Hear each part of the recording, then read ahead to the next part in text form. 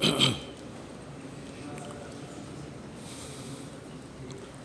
اللہ الرحمن الرحیم الحمد للہ رب العالمین وبہ نستعین والصلاة والسلام علی نبینا محمد وعلی آلہ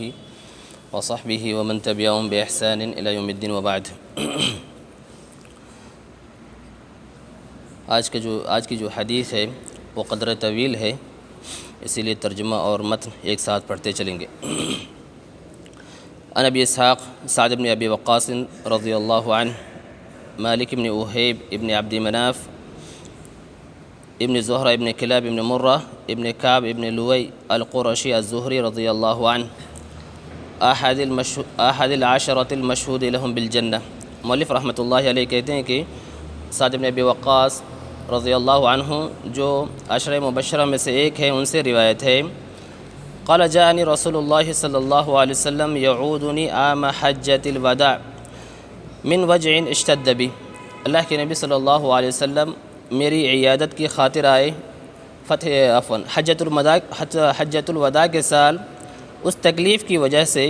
جس نے شدت اختیار کر لی تھی۔ فقلت یا رسول اللہ انی قد بلغ ابی من الوجع ما ترى۔ میں نے کہا اللہ کے رسول صلی اللہ علیہ وسلم، درد یا تکلیف نے جو شدت اختیار کی ہے وہ آپ دیکھ ہی رہے ہیں۔ وانا ذو مال، اور میں مالدار آدمی ہوں، ولا یرثنی الا ابنۃ لی،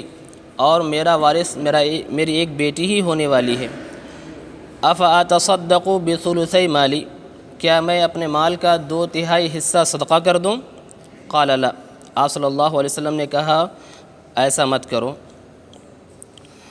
پھر انہوں نے کہا قلت فالشطر، کیا میں آدھا مال اللہ کی راہ میں صدقہ کر دوں؟ آپ صلی اللہ علیہ وسلم نے فرمایا لا، آدھا مال تم اللہ کی راہ میں صدقہ نہ کرو۔ قلت فالثلث یا رسول اللہ، تو انہوں نے کہا 1/3 حصہ صدقہ کروں اے اللہ کے رسول صلی اللہ علیہ وسلم۔ قال الثلث والثلث کثیر، 1/3 آپ اللہ کی راہ میں صدقہ کر سکتے ہیں، لیکن 1/3 بھی گویا کہ زیادہ ہے۔ انک ان تذر ورثتک اغنیاء خیر من ان تذرهم عالۃ یتکففون الناس۔ آپ اپنے ورثہ کو، اپنے وارثین کو مالدار چھوڑیں، یہ بہتر ہے کہ آپ انہیں فقیر چھوڑیں جو لوگوں کے سامنے ہاتھ پھیلا رہے ہوں۔ وَإِنَّكَ لَن تُنْفِقَ نَفَقَةً تَبْتَغِي بِهَا وَجْهَ اللَّهِ إِلَّا أُجِرْتَ عَلَيْهَا حَتَّى مَا تَجْعَلُ فِي إِمْرَاتِكَ۔ یقیناً آپ جو کچھ بھی خرچ کریں گے اور خرچ کا مقصد اللہ رب العالمین کی رضامندگی ہو تو آپ کو اس خرچ پر ثواب ملے گا، یہاں تک کہ اس لقمے پہ بھی آپ کو ثواب ملے گا جو آپ اپنی بیوی کے منہ میں رکھیں گے۔ قال قلت یا رسول اللہ اخلف بعد اصحابی، انہوں نے پھر سوال کیا اللہ کے نبی صلی اللہ علیہ وسلم، کیا میں اپنے ساتھیوں کے بعد مکہ میں پیچھے رہ جاؤں گا، یا میرے ساتھیوں کی وفات ہو جائے گی اور میں تنہا باقی رہ جاؤں گا؟ قال انك لن تخلف فتعمل عملا تبتغي به وجه الله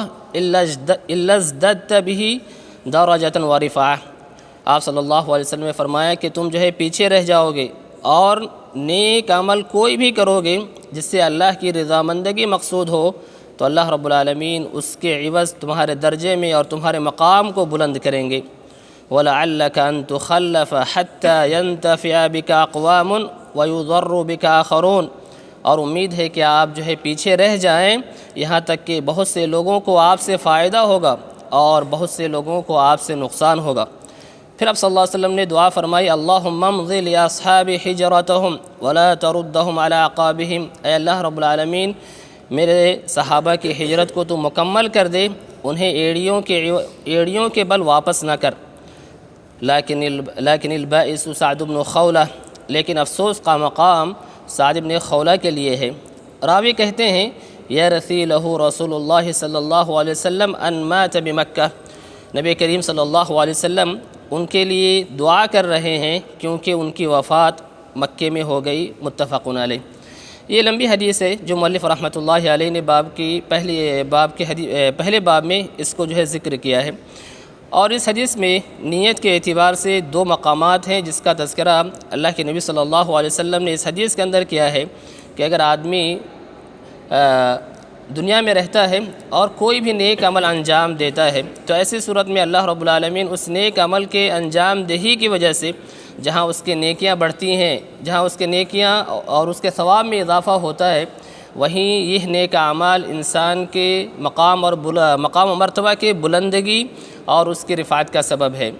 دوسری جگہ جو اللہ کے نبی صلی اللہ علیہ وسلم نے نیت کے تعلق سے اس حدیث میں جو بات فرمائی ہے وہ یہ کہ انسان اللہ رب العالمین کی خاطر جو کچھ بھی خرچ کرتا ہے، چاہے ایک پیسہ ہی کیوں نہ ہو، اس کا ثواب کا مقصد ہو، ثواب کی نیت ہو، تو ایسی صورت میں اللہ سبحانہ وتعالیٰ اس خرچ پہ بھی اسے جو ہے ثواب سے نوازتے ہیں۔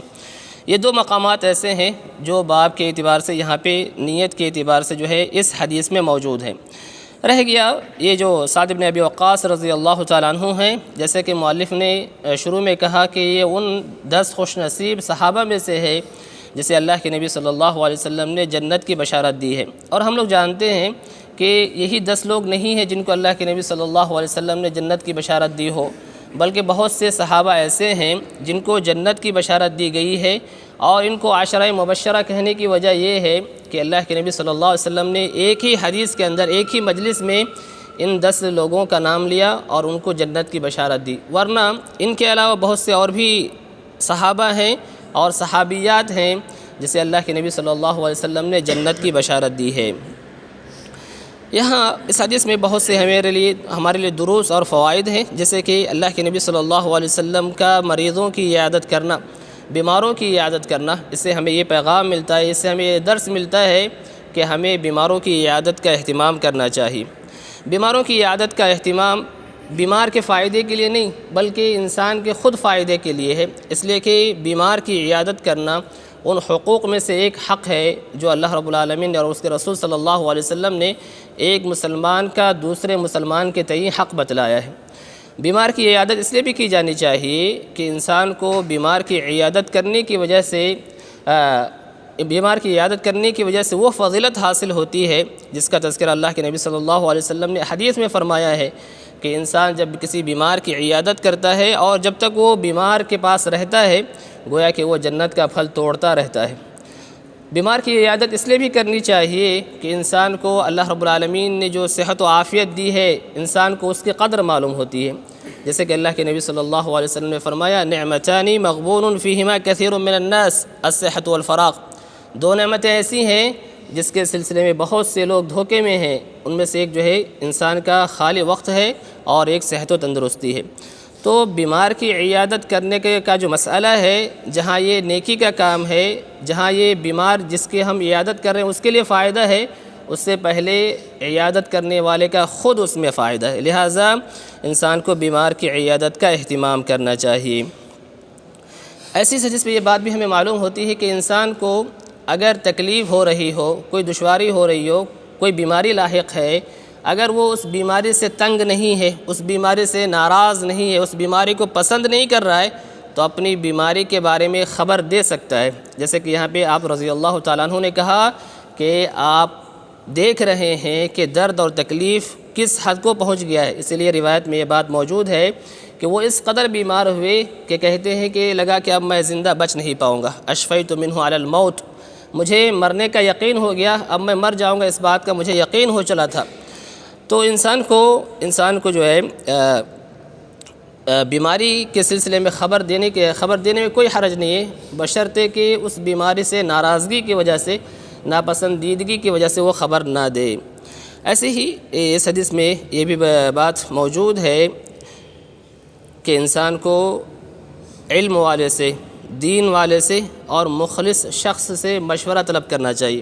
اور مشورے کے سلسلے میں انسان کو ہوشیار رہنا چاہیے، چونکہ آج کل کے لوگ ایسے ہیں کہ بس اوقات آپ کی باتیں معلوم کر کے دوسروں تک پہنچا دیتے ہیں، لہٰذا مخلص اور دیندار اور جانکار شخص سے مشورہ طلب کرنا چاہیے، جیسے کہ آپ رضی اللہ تعالیٰ عنہ نے اپنے مال کے سلسلے میں آپ صلی اللہ علیہ وسلم سے مشورہ کیا کہ کیا میں آدھا مال، 3 حصہ مال، آدھا مال اللہ کے راہ میں خرچ کر دوں کیا؟ اور اللہ کے نبی صلی اللہ علیہ وسلم ہونے کے باوجود آپ صلی اللہ علیہ وسلم کو مشورہ طلب کرنے کا حکم دیا گیا ہے، جانتے ہیں جیسے کہ اللہ سبحانہ وتعالیٰ نے فرمایا وَشَاوِرْهُمْ فِي الْأَمْرِ، لوگوں سے آپ اے اللہ کے نبی صلی اللہ علیہ وسلم آپ لوگوں سے مشورہ طلب کیا کیجیے۔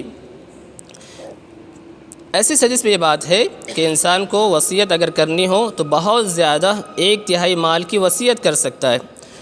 ایسے ہی اس حدیث میں یہ بات بھی معلوم ہوتی ہے کہ انسان کو اپنے رشتہ داروں پر، قریبی لوگوں پر خرچ کرنا چاہیے۔ بس اوقات ہمارے ذہنوں میں یا کچھ لوگوں میں یہ بات غلط فہمی ہوتی ہے کہ وہ خرچ کرنے کے معاملے میں اپنے لوگوں کو نہیں دیکھتے بلکہ دور کے لوگوں پر خرچ کرنے کو جو ہے ترجیح دیتے ہیں، حالانکہ یہ غلط ہے۔ اس لیے کہ ہم حدیث میں پڑھتے اور سنتے رہتے ہیں کہ انسان اگر رشتہ داروں پہ خرچ کرتا ہے تو اس کو 2 ثواب ملتا ہے، اگر وہ دور کے لوگوں پہ خرچ کرتا ہو، عام لوگوں پہ صدقہ و خیرات کرتا ہو تو اسے 1 ہی ثواب ملے گا۔ ظاہر بات ہے کہ ہر انسان کو دگنا ثواب کی ضرورت ہے اور حاصل کرنے کی کوشش بھی کرنی چاہیے۔ احادیث میں اسی بات کی تعلیم دی گئی ہے کہ انسان خرچ کرنے کا آغاز اپنے آپ سے کرے، اپنے گھر والوں سے کرے، اپنے رشتہ داروں سے کرے۔ باہر گویا کہ اس وقت جائے جب ان قریبی لوگوں پہ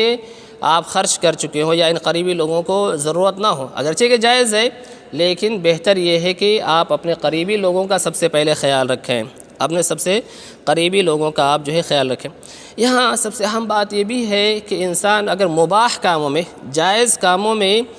نیت اگر اچھی رکھتا ہو تو جائز کاموں کی وجہ سے بھی اس کو ثواب ملتا ہے۔ یہاں بیوی کی مثال آپ صلی اللہ علیہ وسلم نے دی کہ انسان اپنے زوجین کے مابین جو محبت ہوتی ہے، محبت میں اگر کوئی آدمی اپنی بیوی کو ایک لقمہ کھلا دیتا ہے، گویا کہ یہ جائز کام ہوا، مباح کام ہوا۔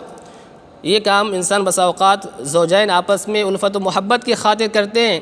لیکن آپ صلی اللہ علیہ وسلم نے فرمایا کہ اگر تمہاری نیت اس میں بھی اچھی ہو تو تم کو اس پہ بھی ثواب ملے گا۔ اس سے اہل علم نے یہ فائدہ ذکر کیا ہے کہ انسان جو جائز کام ہوتے ہیں ان جائز کاموں میں اگر وہ اچھی نیت رکھتا ہے تو وہاں بھی وہ جائز کام اس کے لیے عبادت کا سبب، نیکی کا سبب بن جاتا ہے۔ اس لیے اہل علم نے ایک بات ذکر کی ہے کہ مغفل آدمی وہ ہے جو اپنی عبادتوں کو بھی عادت بنا لے۔ غفلت والا شخص وہ ہے جو اپنی عبادتوں کو بھی عادت بنا لے، اور عقلمند اور ہوشیار وہ ہے جو اپنی عادتوں کو عبادت میں تبدیل کر لے۔ جیسے کہ کھانے کی مثال ہے، ہر انسان کو کھانے کی ضرورت ہے، پینے کی ضرورت ہے، اس کے بغیر انسان کی زندگی نہیں ہے، لیکن اگر وہ کھاتے ہوئے یہ نیت رکھتا ہو کہ کھانے کی وجہ سے مجھے طاقت ملے گی، میں اللہ رب العالمین کی اچھے سے عبادت کر پاؤں گا، تو یہ کھانا پینا بھی گویا کہ اس کے لیے ثواب کا باعث ہے، ورنہ کھائے پیے تو گویا کہ وہ تو عادی بات ہے، اس پہ انسان کو ثواب نہیں ملے گا۔ یہاں اللہ کے نبی صلی اللہ علیہ وسلم نے جو بات بتلائی ایسی ہی کہ انسان دیکھیں جہاں نیکیاں کرتا ہے، نیکیاں انسان کے ثواب کا باعث ہوتی ہیں، نیکیوں کی وجہ سے انسان کو دنیاوی فائدہ اگر ضمناً حاصل ہو جاتا ہے تو کوئی حرج نہیں، لیکن دنیاوی فائدے کی خاطر نیک کام کرنا یہ صحیح نہیں، حتیٰ کہ اس کو شرک اصغر کہا گیا ہے۔ ہم نماز پڑھتے ہیں، نماز پڑھنے والا کوئی آدمی یہ نماز اس لیے پڑھتا ہو، صف اول کا اہتمام کرنے والا طالب علم صف اول کا اہتمام اس لیے کرتا ہو کہ اس کو اخلاق نمبر زیادہ ملے، تو گویا کہ یہ جو ہے نیت درست نہیں ہے۔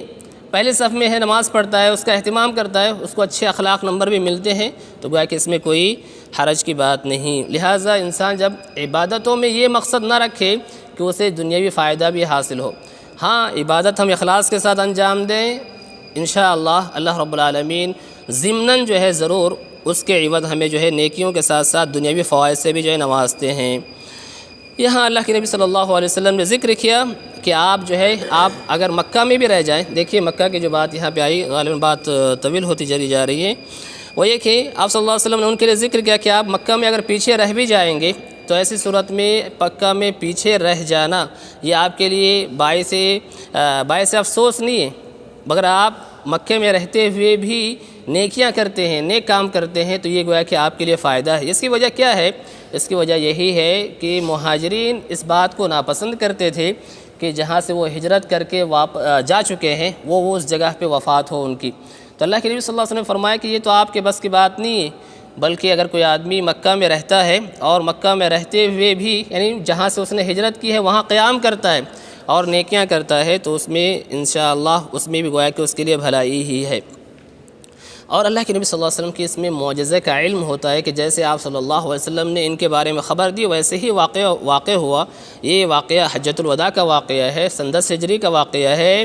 اور آپ رضی اللہ تعالیٰ عنہ سن 55 ہجری تک اور ایک قول کے اعتبار سے سن 58 ہجری تک زندہ رہے، یعنی 45 سال اور 48 سال اس واقعے کے بعد زندہ رہے۔ اور آپ کو اللہ تعالیٰ نے بڑا ہی بابرکت بنایا۔ اب اس حدیث میں ان کی ایک بیٹی کا تذکرہ ہے۔ سیرت نگار لکھتے ہیں کہ اس کے بعد ان کے آل و اولاد میں بھی برکت ہوئی، 17 لڑکے پیدا ہوئے، اور اس کے علاوہ جو ہے 11 لڑکیاں بھی پیدا ہوئیں، اور اللہ رب العالمین نے آپ کو بڑا ہی بابرکت بنایا۔ عراق کی گورنری حاصل ہوئی، اور اس علاقے میں بہت سارے فتوحات آپ کے ہاتھوں پہ ہوئے، بہت سے لوگ دین اسلام میں جو ہے داخل ہوئے وغیرہ۔ تو یہ اللہ رب العالمین، اللہ کے نبی صلی اللہ علیہ وسلم نے جو ان کے بارے میں خبر دی وہ ویسا ہی واقع ہوا جس سے آپ صلی اللہ علیہ وسلم کے معجزے کا پتہ چلتا ہے۔ یہ کچھ باتیں تھیں جو اس حدیث کے اندر تھی۔ اللہ رب العالمین ہماری نیتوں کی اصلاح فرمائے، آمین۔ سبحان ربک رب العزت عما یصفون وسلام علی المرسلین والحمد للہ رب العالمین۔ السلام علیکم ورحمۃ اللہ وبرکاتہ۔